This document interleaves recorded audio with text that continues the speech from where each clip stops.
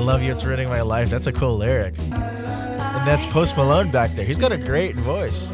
Hey, what's good in the neighborhood? It is your fellow man, Kenan, music producer and content creator, and today is a very special day because we are going to be reacting to and analyzing the lead single off of Taylor Swift's newest album, The Tortured Poets Department, and it is called Fortnight, featuring Post Malone. Now, I don't really know too much about this record since the whole thing actually just dropped today, this morning. What time is it right now? It is 10:20 a.m. at the time of recording. So I actually haven't heard anything off this album just yet, though it does seem like this whole Tortured Poets record is sort of carrying on with that synth pop vibe that we saw on Midnights and even back on Lover, albeit in a much more muted and personal context, sort of along the vibes of Folklore, Evermore. So this'll be interesting. I'm excited to get into this. So as I listened to this song for the first time, I came to a few conclusions, and I just want to talk about 3 things that I think make this song special: use of retro sounds,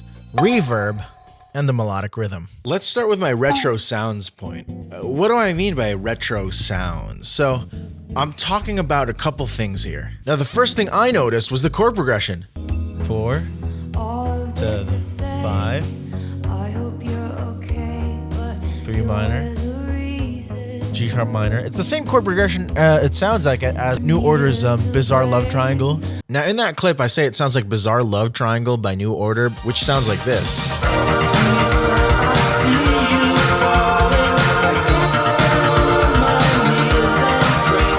But in actuality, that's just one chord off. That last chord is not the same, so I was a little off there. However, let's welcome our old friend from a couple videos ago, the Royal Road progression. Everybody give him a round of applause, I guess. Because this song is a perfect example of how that progression is used, the Royal Road progression, is used in a non-Japanese music context. Somebody actually put this song, Fortnight, in the Western music section of the Wikipedia page for the Royal Road progression. There's 2 sections, one that's just labeled Asian music and another labeled Western music. If you need a quick refresher on what I'm even talking about, it's a classic, well-used chord progression that gets its name from the Japanese musician world, since that's sort of where it became a musical hack, a go-to progression that's so present in a lot of Japanese music, from ballads to city pop to anime openings, but it's really used all over the world. Now, I won't get too in-depth on the music theory of this progression, but I will say that because of how old yet familiar it is, it can act as a kind of a musical shorthand to cue a feeling of nostalgia in the listener, and I'd say it works in this song. Now, continuing on with what I'm talking about with the retro sounds, let's talk a little bit more about the very 80s sound design and production here. Now, on this track, Fortnight, we've got this sawtooth wave bass that's just pumping in 1/8 notes.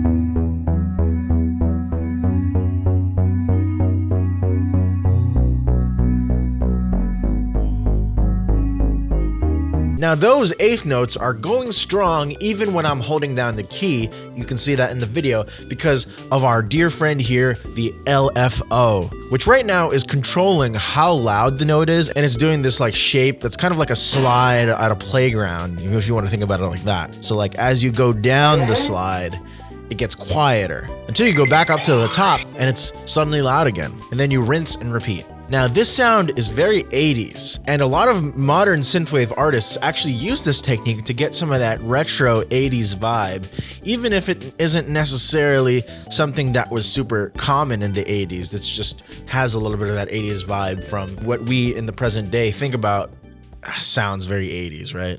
Now that's enough about that bass. Let's talk about these drums. Now, that was something that I noticed right when they came in. During my first initial reaction, I suspected it was either a Lindrum or a sequential drum tracks, both drum machines from the 80s. But after toying around with recreating the sounds, I'm pretty sure it's a Lindrum. which is also called the Lin LM2. And that drum machine has been used on so many records. Now, during my initial reaction, I pointed out that it sounded like the song Short Circuit by Daft Punk to me when I first reacted to this. That drum machine back there, I don't know if it's a Lin drum or if it's like a drum tracks. It could be either one of those.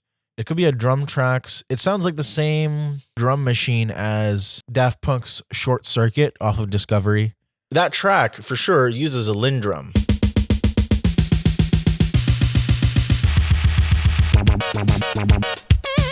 It's not a super well-known track, but probably the most famous song that does use the Lin drum would have to be Take On Me by a-ha.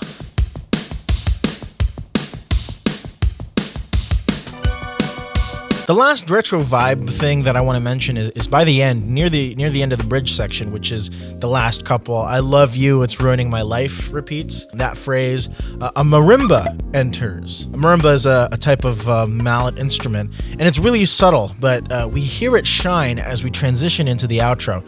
There's this marimba line, and I'm not entirely sure if these are the notes. I'll play it in just a sec, but this is what I hear.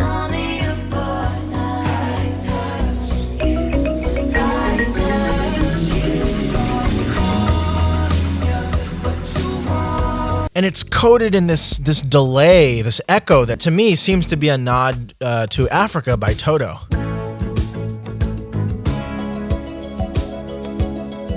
Moving on to my second major point, let's talk about the reverb. Now, reverb refers to an audio effect that simulates the sound reverberations and reflections that you'd get by like being in a big concert hall or maybe an abandoned tunnel. Most regular non-music people might confuse this with echo. Like, they'll say something is as echoey, when really they mean there's just a lot of reverb. Now, echo really is more synonymous with delay in music. So that last point where I was talking about the marimba, and you heard all those like delayed, repeated notes that came after, that's an echo. Now, everything in this song, I would say, is drowning in that reverb effect, which helps to give it that 80s sound, because during that time, audio technology had evolved and become popular enough to the point where you didn't need to use a big plate reverb or like a spring reverb tank to simulate the sound anymore. Now you could use a digital reverb unit. We can really hear this a lot on the vocals, which have this very spacey, airy, ethereal vibe, and that's due in part to the reverb. But I want to show you exactly what reverb does with those drums I mentioned in the last point. Let's listen to what those sound like just dry.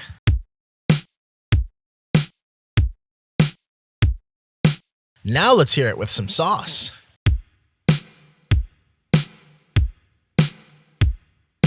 Do you hear that difference? It feels like the drums exist in a space now, instead of just being this dry sound. I got my Fortnight battle pass, forever playing till my parents come and tell me go to bed, but I don't want to, cause I'm cranking 90s on these mobile players. I need some V-Bucks. $19. For my third and final point, let's get into the melodic rhythm. One thing I loved about the rhythm of the chorus part, now I pointed this out in my initial reaction, I think that the rhythm of the melody in the chorus is very strong, and I think that's contrasted against a relatively simple melody that just moves between a handful of notes. I love the vocal rhythm here.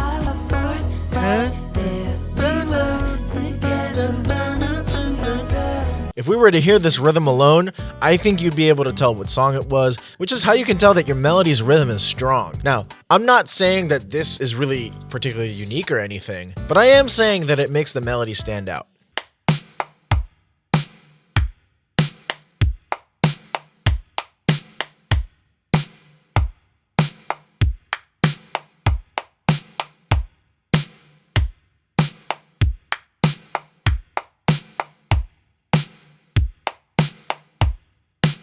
We also see another strong rhythm on the phrase, I love you, it's ruining my life, which first happens in verse 2 and gets repeated in the bridge, with Post Malone and Taylor Swift going back and forth. And again, this is a rhythm that I think could stand out if we just spoke it in rhythm, or even just clapped it.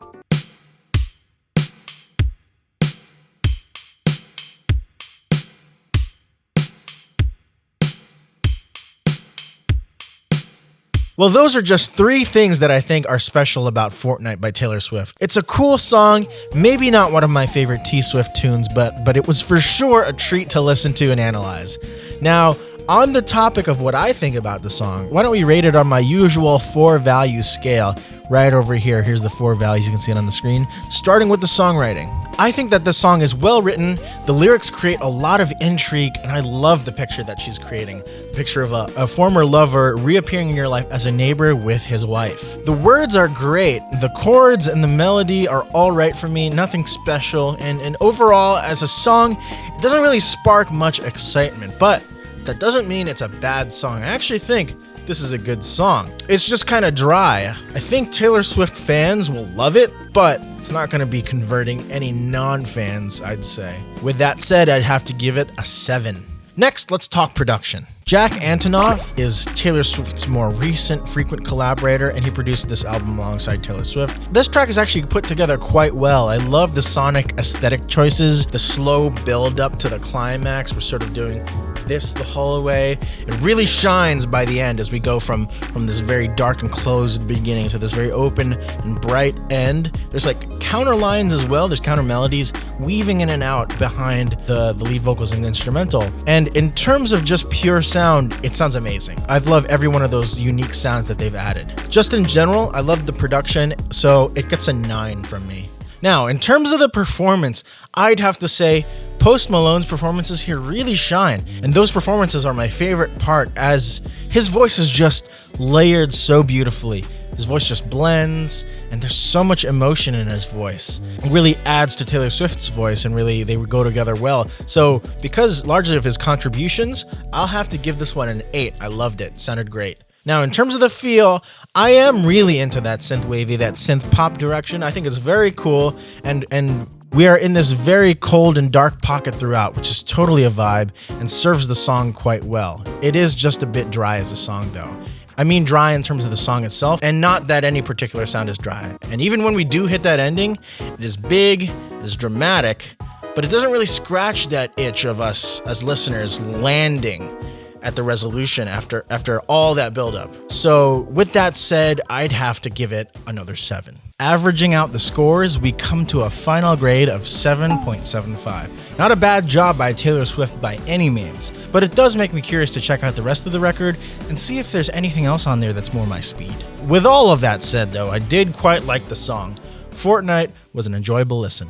Thanks for watching this video. Check out this other video where he reacted to and reviewed the VTuber Takanashi Kiara from Hololive English's newest song, Chimera. If you want more music reviews like this, hit that like button, hit that subscribe button, and let me know down in the comments which song I should review next. I'll see you in the next one.